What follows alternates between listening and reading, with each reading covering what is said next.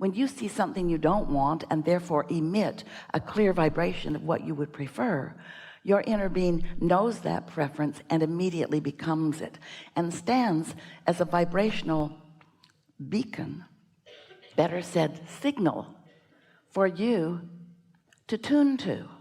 So that part could be easier for you than you are letting it be, for this reason. As you emit these vibrations of desires or of any thought that you are thinking, there is a response to that vibration that is a request. Even if it's something you don't want, it is still a request, because you get what you think about whether you want it or not. So you are requesting it even if you don't want it. When you shout no, that's a request. No, I do not want that. We know you don't, but the law of attraction is responding to your vibration, not to the direction of your words.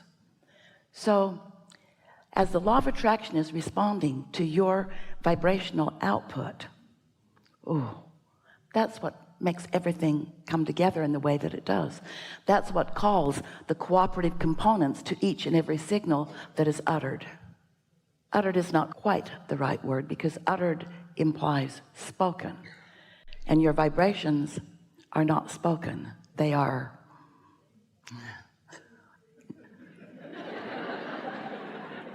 it's not uttered, it's radiated, oozed. No, that's not quite right. They just happen, all right?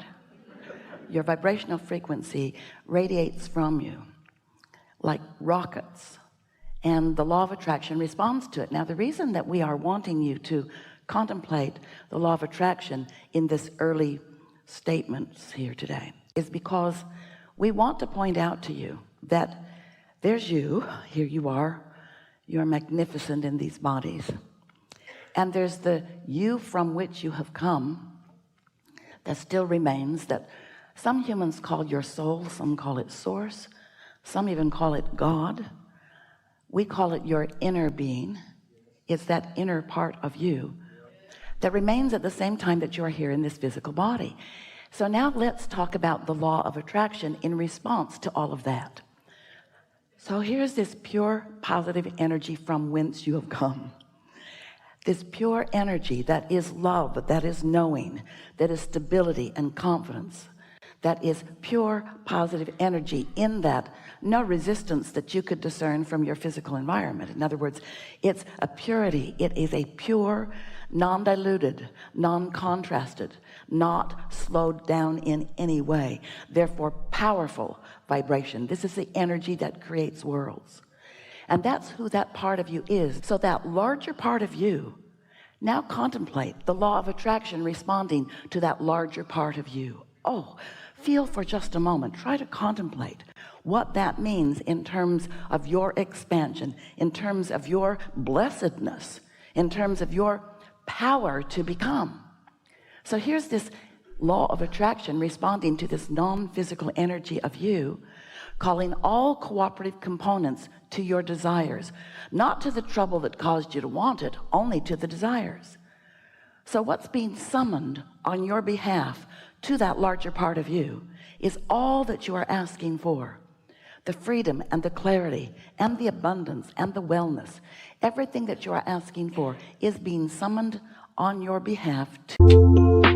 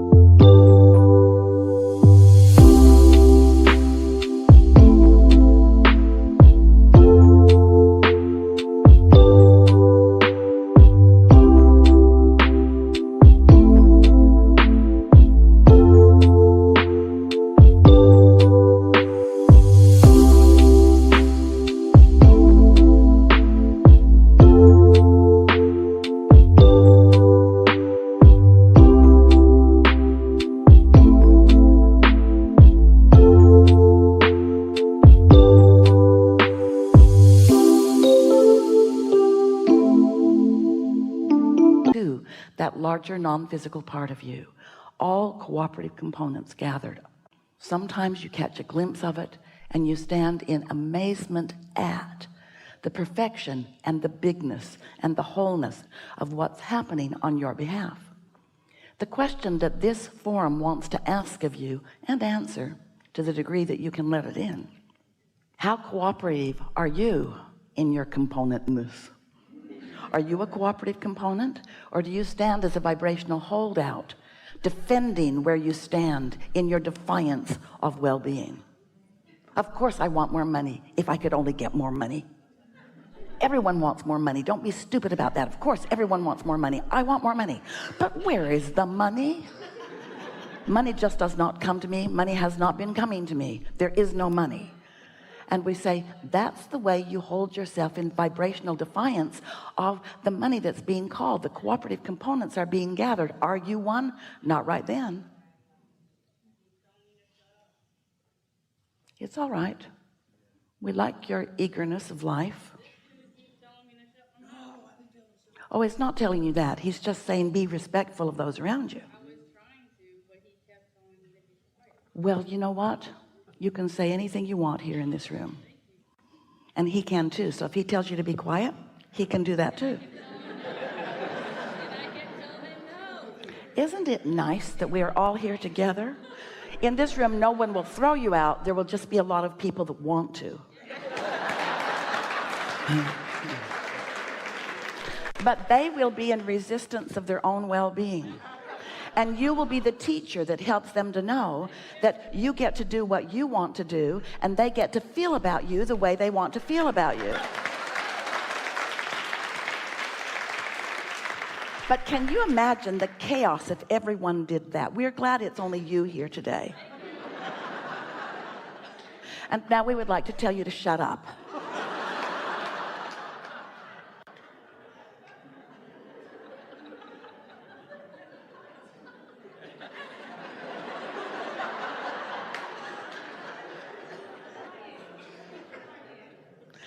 It's all right. It's all right. So as we're playing together here today, it's our desire that we can help you to feel the pure essence of your well-being.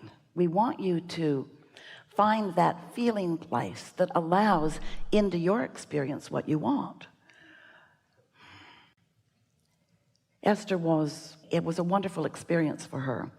She was standing with a group of a lot of people to board an airplane in Barcelona the other day.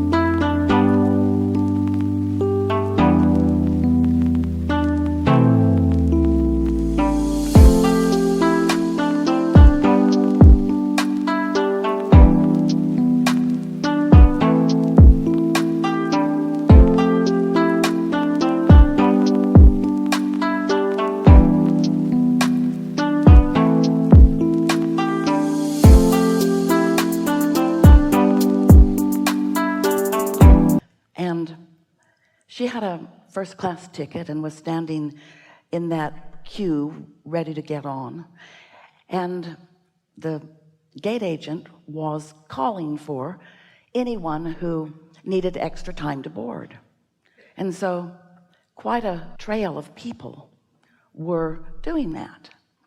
And so on they were going and on they were going, and the boarding had been delayed, and so everyone had been standing in the area, hundreds of people. It was a big aircraft, for quite a while.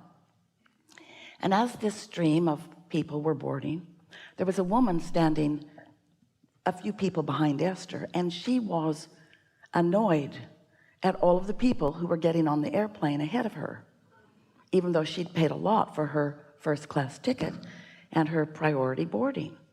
She was like you in that she was uttering it out loud. She felt the injustice of it, and she was saying out loud, really loud, like you. She was saying, why are they getting on early? I don't see a wheelchair. I don't see a crutch. I don't see a cane. I'm 75 years old, she said, and I'm not boarding early. Why is she boarding early? Well, what's wrong with that one? And Esther didn't know if there was anyone with her, but if they were with her, they weren't letting it be known. So she's spewing her discontent. It was a hurricane of discontent. And then as they're walking down the jetway, she's walking behind Esther, a few people, and she's still spewing her discontent. She's looking for someone to agree with her, and no one would even look in her direction. Esther, who often will support anyone in anything, kept moving further and further away from her because she did not want to be associated with her. And when they got on the aircraft, she was still telling anyone who would listen, which was no one. Even the flight attendants who she thought were paid to listen to her were not really listening to her. In other words, she was having a hard time. And Esther sat in her seat and thought, this is the best example I've ever seen of what Abraham is talking about, of when we are spewing this hurricane of protest and discontent, how it affects those around us in a very visual way. But this is the way the entire universe works, because when you want something but are protesting the absence of it, instead of getting what you want, you get more of the absence of what you want. It was such a good demonstration of how it all works. And then Esther thought to herself, I've thought some of those same thoughts. Sometimes I wonder, why are you getting on early? I'm just not as honest as she is. I'm just more concerned about what other people think about me, which is not necessarily a good thing, is it? Uh-oh, we stirred you up, didn't we? So, whether you're saying it out loud or whether you're just thinking it, you're emitting a vibration about it. And the vibration of protest that you emit is in the way of you letting in the very thing that you've asked for. And that's why the protest feels like negative emotion. Because when you feel negative emotion, it means that the larger part of you is summoning on your behalf something that your protest is not letting in. And it doesn't matter if it's a protest that's verbal and out loud, or if it's just a protest you're feeling. When you feel taken advantage of, or when you feel unappreciated, when you feel sorry for yourself, even if you have recent and valid evidence to feel that way, you still perpetuate a vibrational frequency that messes up, that gets in the way of, that hinders the well-being that is being summoned on your behalf. And that's what we mean by you not being a cooperative component to your own desires, to your own well-being, to the summoning that's been summoned, being continually summoned on your behalf. Do you know that when you want something, that desire is a calling, a constant calling? And if you wanted to feel good, you'd line up with it rather than stand in protest of it. And do you know what causes you to stand in protest of it? What causes you to stand in protest of it is your awareness of what is, what's already manifested, because you're always going to be in a state of asking for more. And if you've asked for more, then there's always something on the way. And if there's something on the way, then that means in terms of your physical manifestation, it hasn't arrived yet. And if you're standing in awareness of what hasn't arrived yet, then you're in the way of its arrival. You're slowing it down, and that's why you feel impatient. That's why you feel protest. That's why you feel that something's gone wrong. In fact, the very negative emotion that you feel is the strongest evidence that you have that something is coming to you that you've asked for. And at the same time, you're not letting it come. Why? Why aren't you letting it come? And the answer is because you've been not letting it come for so long. And why is that? Because you are so enamored with the manifestations that surround you, because you mistakenly think that that's who you are and that is life, or that that's all there is to life, when what is manifested is old news. Because what's active and what's becoming and what's now and what is your current point of attraction is happening over here in your vibrational reality. Your vortex is where it is. Your vortex is calling everything to that point, and you want to do everything in your power to be one of the cooperative components that gets to that point too. You don't want to be the vibrational holdout. You don't want to be the one who's so sure of how much money you've got in the bank that you don't let any more in. You're so sure of this is who you are, and this is what your plight is, and this is how it is for you. This is your life experience. You're so enamored with your life experience, and we don't mean enamored because you love every bit of it, and we get it. Because you like to see and hear and smell and taste and touch. You like these physical manifestations. And well, you should. You're out here on the leading edge of creation where all of that is visual and tangible and touchable and feelable and smellable and seeable and hearable. We get that. We like it too. But you can't be so interested in what you can do with your physical senses that you forget the most important sense of all. Don't forget to leave a positive message and subscribe.